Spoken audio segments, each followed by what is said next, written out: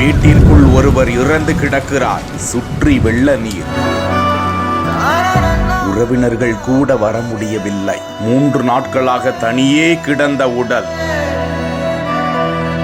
ஊர் எல்லையில் தவியாய் தவித்துக் கொண்டிருந்த உறவுகள். எங்கு என்ன நடந்தது?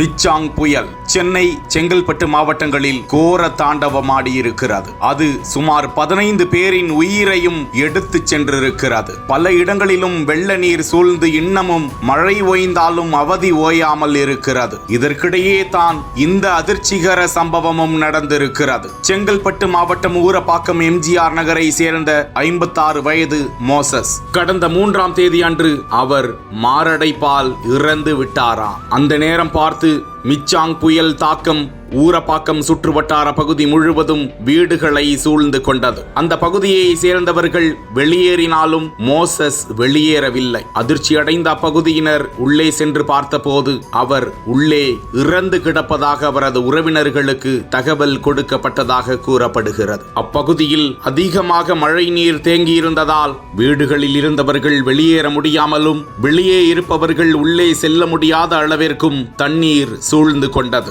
இதனால் உடலை இடுகாட்டிற்கு எடுத்து செல்ல முடியாததால் கடந்த 3 நாட்களாக மோசஸின் உடல் வீட்டிலேயே வைக்கப்பட்டிருந்ததா. வீடுகளை சுற்றி தேங்கியிருந்த நீர் குறைந்தவுடன் இன்று இறுதி மரியாதை செய்யப்பட்டு உடல் அடக்கம் செய்ய எடுத்து செல்லப்பட்டு இருக்கிறது.